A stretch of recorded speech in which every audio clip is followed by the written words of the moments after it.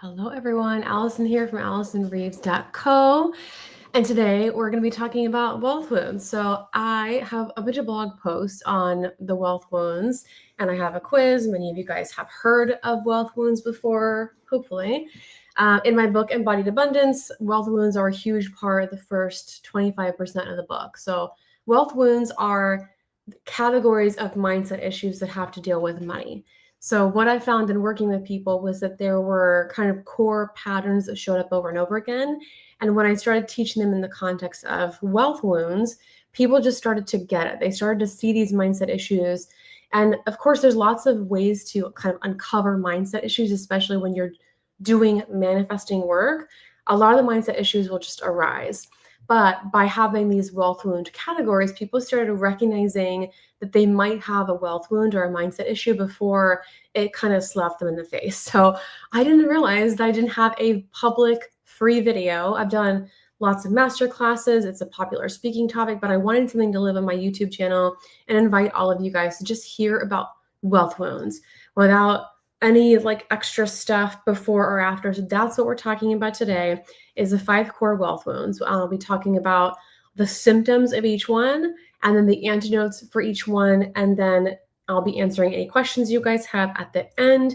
That way the replay is nice and easy to watch. So hopefully that is interesting to you. I can't wait for you to see all of this. We're going to keep it short, like 20 minutes, maybe less. And then the coaching may take more. So I can stay here as long as you guys want, but I'll be teaching for about 15 minutes or so. So if that sounds good to you, then just hang tight and we're going to jump right into it.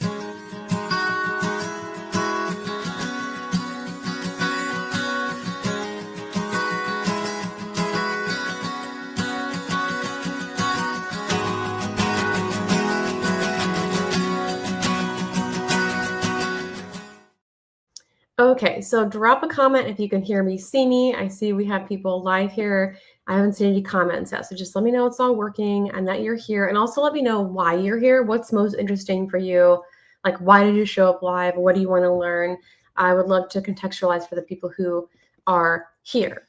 So I'm sure some of you may know about my story, but I have been blogging since 2010, coaching since 2017. And I went full-time on my own in 2019 after being a marketing manager since, I was like kind of marketing assistant. I was a website manager, and then I was a marketing coordinator, then I was a marketing manager. And then I went on my own full-time in 2019. And I grew a lot. So in 2019, my first 5-figure month was when my audience was just 300 people. And I still had a part-time job at that point, part-time marketing manager job.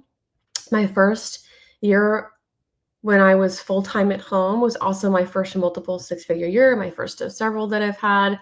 I grew 300% year over year, like 3 years in a row. I had big growth. And I was still always stressed about money. So when I was stressed about money when I didn't have it, and then I was still stressed about money when I did, I eventually realized that it may not be about the money. So what is it about instead? It's about wealth wounds. So it took me a few years to realize like what it was, because I did mindset work and that did have some impact, but I kind of kept hitting these walls.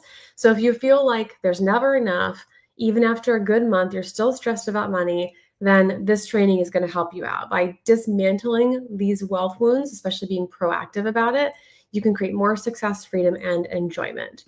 So I have slides I'm referencing. I'm not going to read from these or anything, but say something in the comments so I know that we're live. And actually, let me just check the YouTube channel to make sure. Okay. It looks like everything is working. Wonder if join the conversation. Maybe you can't comment.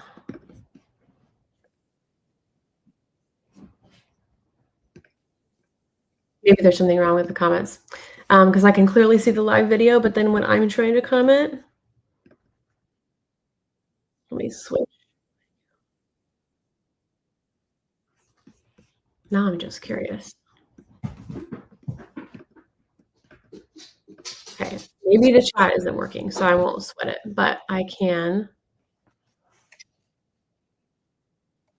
hear it, so I know it's working. Okay, good. We see someone in the chat. Well, how did you get the chat to work? I couldn't see it. I couldn't find it. Okay, we're live. Okay, I won't post about it anymore. Okay, so since you are watching, since you can comment, let me know what you want to learn about today. What do you? Why are you here?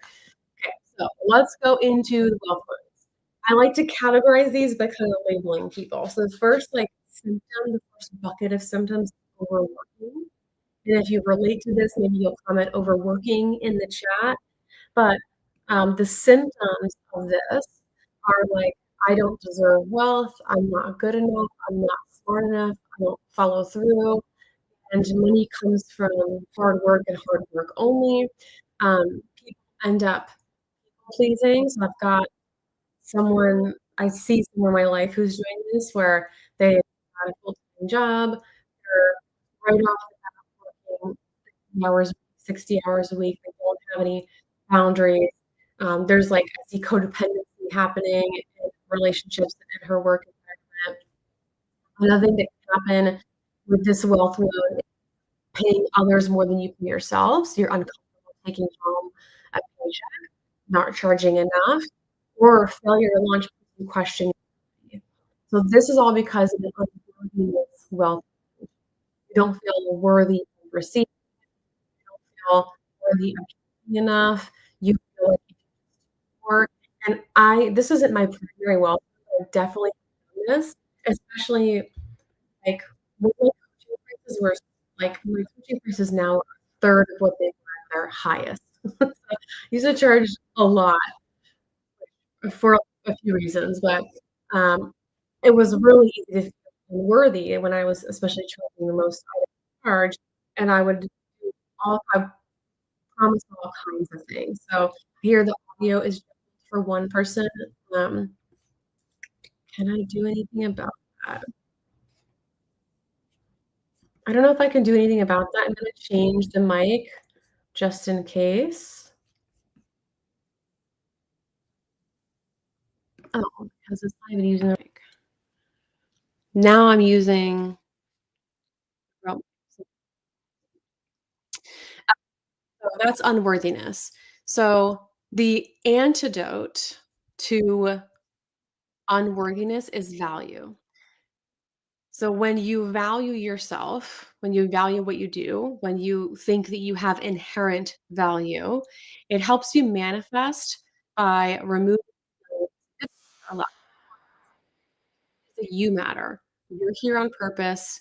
A lot of unworthiness lives in our subconscious, and you tried all the things to heal money mindset, but a lot of these patterns and worthiness happen. They're like stuck in your nervous system. So that's why I also talk about the nervous system regulation somatics. Um, let me move the mic closer to my face. If the audio is bad the whole time, I'll get this transcribed because it's usually it will probably be okay. I'm not gonna worry about it. I'm just gonna hope for the best and keep talking, and then if I have to do this a second time in the future, I will. But I'm gonna keep going. Hopefully, the audio gets better. I switched over, and if it's annoying, I forgive you for leaving. I'll transcribe it later in a blog post so you guys can have the whole thing. Okay, so here's some journal prompts for the worthiness wealth wound to value yourself. What ways do you feel worthy of success? What ways do you feel deserving? What makes you feel deserving? Where do you see value in what you do? And what are some affirmations to combat any ways you feel unworthy? So when an unworthy thought comes up, like, I haven't done enough education for this, I need another certification, I need more years of experience, they're doing this better than I am, you can come up with an affirmation for that. Right. Problem number 2 is reactionary. So I saw some people really relating to unworthiness and reactionary. So hopefully the audio now. But I'm glad you guys are still here either way. So for those of you just joining, I just covered the first wealth wound, which is worthiness, and the antidote is value. The second is being reactionary. So before I label this wealth wound, I'll tell you some of the symptoms. So if you're reactionary, You spend without consideration. You avoid looking at your money. This is a big one. I've worked with a few people who they didn't know all their true numbers because they just felt so much anxiety looking at their bank account. This used to be me. This is one of my biggest wealth wounds. They overspend. They can also overhire. They have a lack of true awareness around their income and expenses. They don't know how to do projections in their business. They don't consider, like, taxes, planning for the future. This is all because of an avoidance wealth wound. So, the antidote to avoidance is receptivity. So, you have to how to receive. You also have to learn, like I've said this before, I don't know if I said it today, but if you want to feel better, you have to be a better feeler. If you wanna feel better about your money, you have to get better at feeling both the bad and the good. So if you're feeling anxious about looking at your bank account, maybe sitting with that anxiety instead of just avoiding it and saying, "What do I need? What am I afraid of?" And then going over the reality of the situation. For me, avoidance was also learning to see the money in the bank account, feel comfortable. A lot of us have avoidance, like, I have had avoidance because I was afraid what wouldn't be there.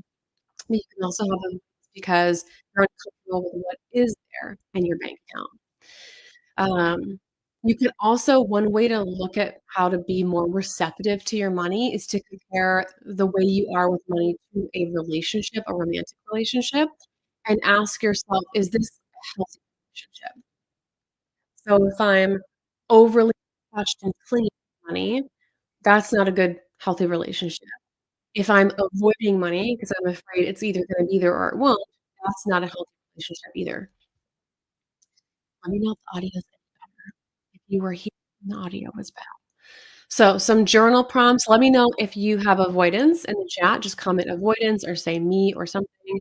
So this is the second most common wealth wound result in thousands of results. Um, some journal prompts for this are imagining that money is a person. How are you treating money in your life right now? You can also my friend Marielle, who's gonna be a speaker I'm doing this local series in Houston called Radiant Nights. She's our first speaker. She did this, like, 21 or 40-day challenge with money where she, like, wrote a love letter to money every day during, what season was it? Had to do with Venus and astrology. And then if this were a relationship with a person, would you feel satisfied about the way that you're treating money?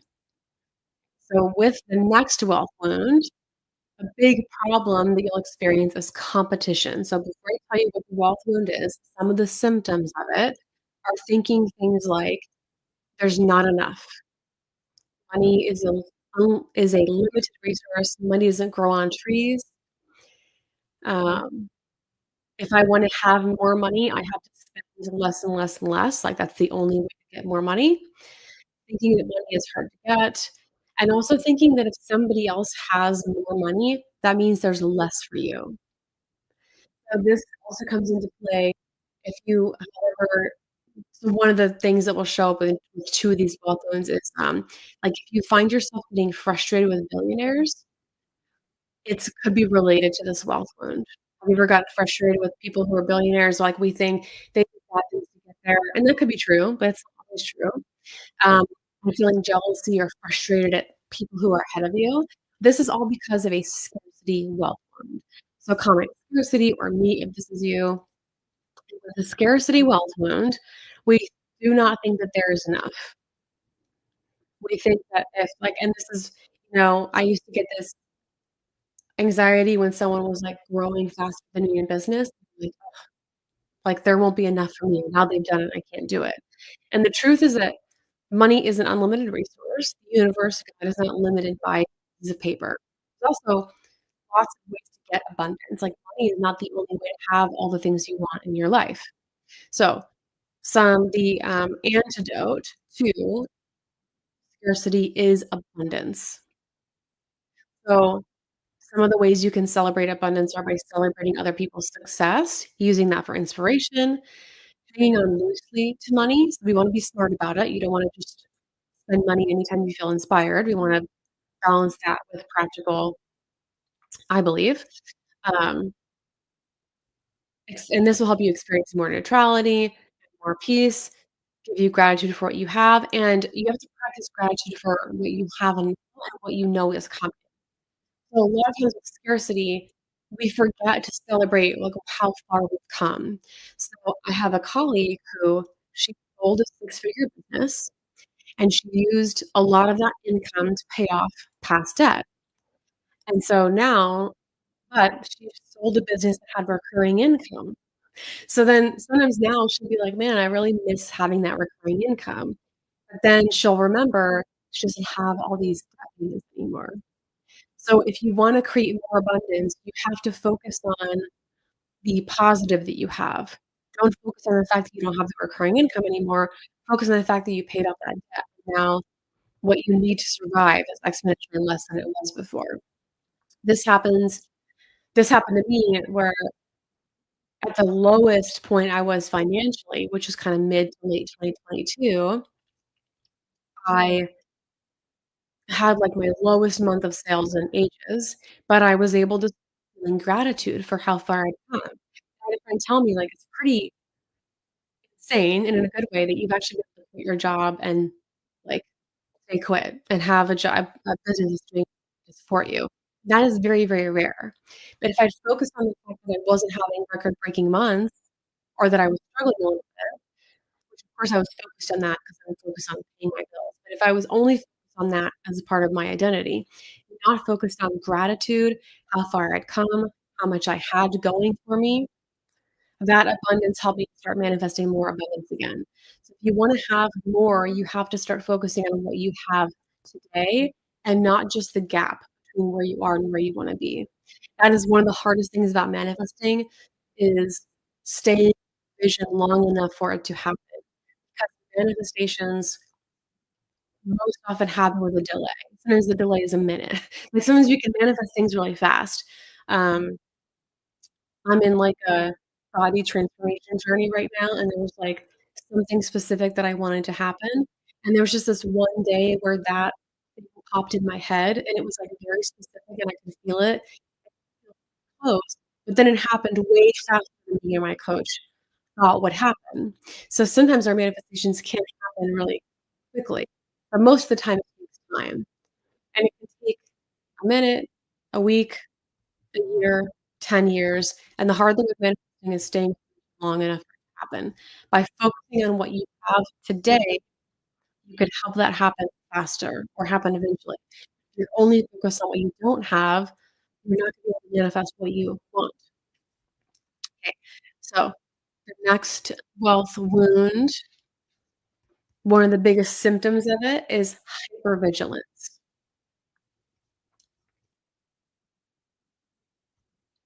Oh, it looks like you guys still can't hear me. I changed the mic to this mic. But I still think I'm just gonna keep going because my internet looks fine and my mic is connected, and I changed it over to my good mic, so if the audio is annoying, we'll do this again, I'll make sure you have what you need, but I understand if you leave. I'm just gonna keep going because I'm more than halfway done, and then, um, yeah, we'll figure it out for the future. So hypervigilance. With hypervigilance, you are afraid of failure no matter how much I make so no matter how much money I make, I value work above everything else. I avoid looking at my money. If I make more money, I have more problems. So I'm in this hypervigilance wealth wound right now, I realized. I sent you guys an email about this, where I've experienced a lot of abundance. I've had to learn how to receive. I feel like I didn't work that hard last year for my money as far as marketing is concerned. I just had a lot more consistency than I've had in the past. And then I realized that some of my income is not aligned for my vision, for my business, and my life. But I'm afraid to make a change because of fear. So even though I have, like, 4 or 5 months of savings, um, I'm still afraid to, like, make a change because I, like, never wanna be in the place I was again a couple years ago. So the antidote to this is courage. This is a fear wealth wound, and the antidote to fear is courage. So you've gotta build courage and trust over time, and you have to replace fear with positive expectation.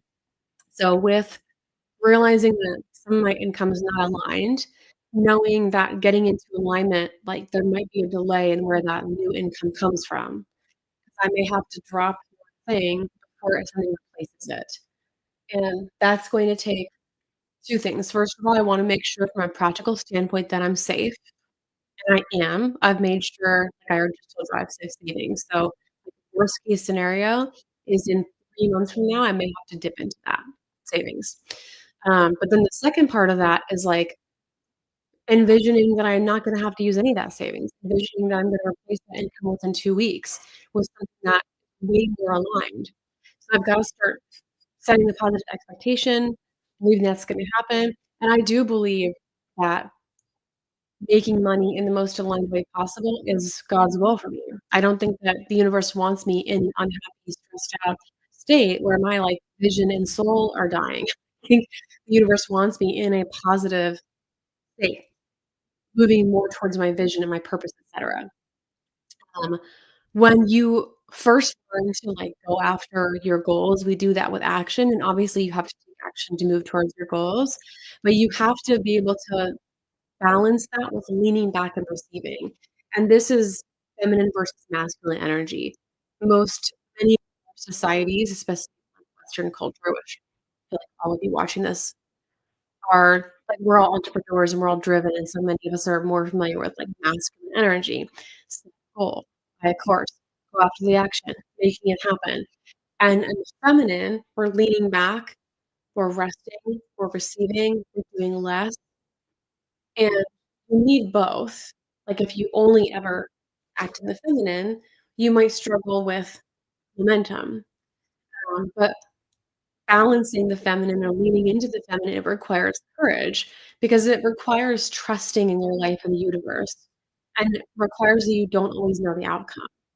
So I could stay in an unaligned position and know that I am safe, although we're never fully safe because things can, like, happen whether I decide to make a change or not. Um, or I can take, a step of faith and courage and move towards what I know is more aligned with my bigger vision and purpose. Okay, so the last one is the biggest symptom is self-sabotage, and it's funny because this quiz result, this is the martyr wealth wound, and the martyr quiz result is the least popular, but it's, like, the most popular one in conversation with people, like, the thing that people exemplify in real life the most. So, for example, like, I had friends who bought a house in a nice part of town, and they're like, "Our parents helped us with the down payment." It's like they don't want me to think that they could be able to afford that house. Um, People love to talk about how they can't afford things or, like, I had a good month, but, like, I had this big expense. We wanna downplay. That's one symptom of being a martyr. So we think it's bad to have success. We think it looks better if something is wrong or we're disempowered in some way. Um, but other symptoms of this are, like, thinking that being poor is noble or feeling guilty for making money because you know someone who needs money. This can also cause anger at people who are wealthy. So scarcity causes this too. It's like, I'm mad at the billionaire because I feel like that billionaire could be sharing that money with everyone and we would all be in a better off place. But that's thinking that that's a really disempowering thought to, like, I can find the money, you know? Um,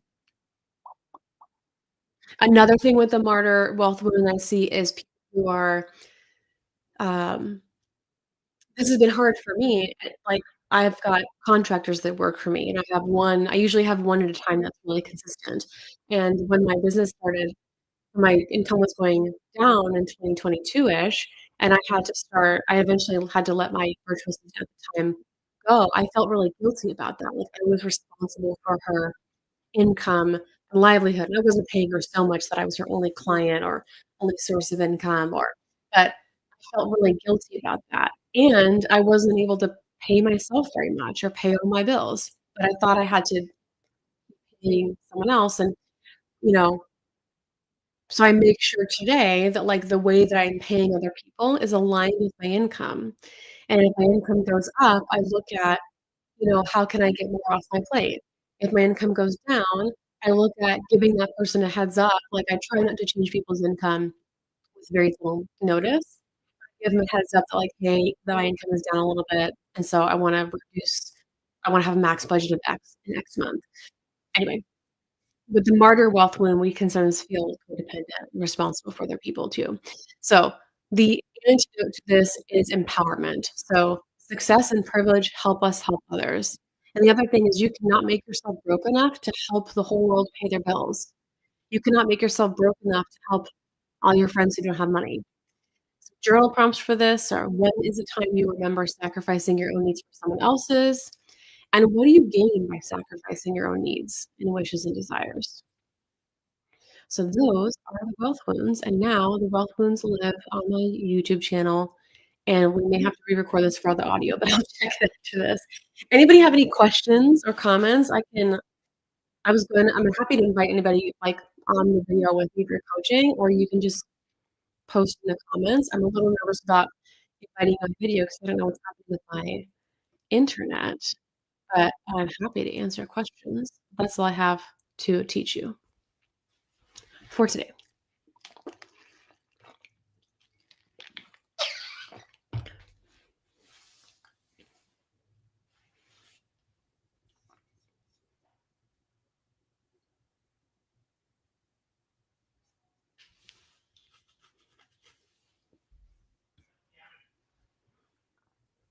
Okay, so one question from Susan: are these in your book? What if I relate to all of them? I think that's common. I think it's common to relate to more than one for sure. And I think you'll relate to them in varying degrees and you'll go through phases. So, fear is one of mine right now. That was never one of my main ones before. I also think this is like the development of like wealth wounds. This is not scientific. This is based on market research. It's based on the quiz results. It's based on conversation. So, I did a podcast interview once where I was describing the wealth wounds, and the interviewer was like, "These all kind of sound the same." And I was like, "Well, that's not my favorite thing anyone's ever said, but, like, I hear what you're saying, because there's, like, a lot of overlap, between them, so I don't think there's anything wrong with the fact that you relate to all of them. These are all in my book. I'm gonna post a comment here, and then I'll put it actually, it's in the video description too, but, my book is called Embodied Abundance, and it goes over what I think is a holistic approach to manifesting. So it's an approach to manifesting that involves the mindset and then nervous system and somatics, which I don't hear people talking about with manifesting ever. So that's like the most unique part about it.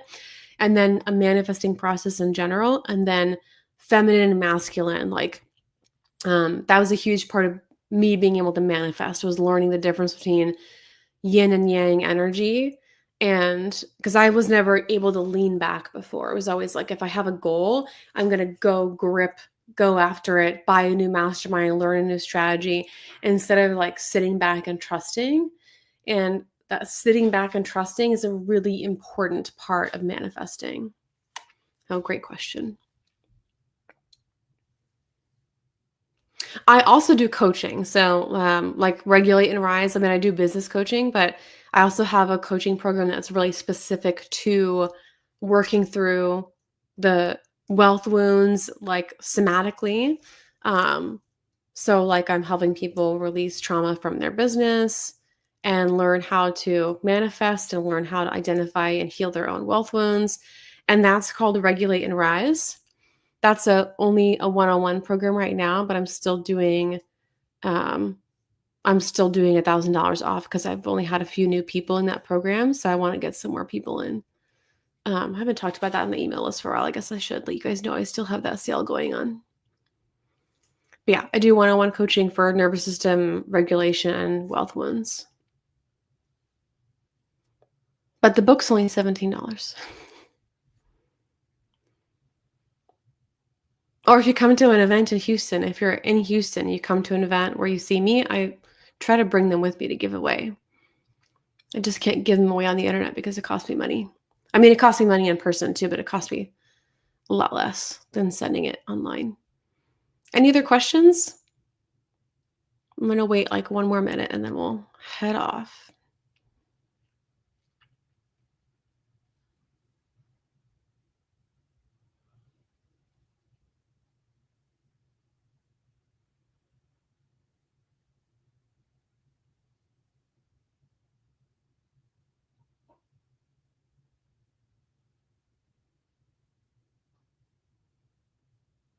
Okay.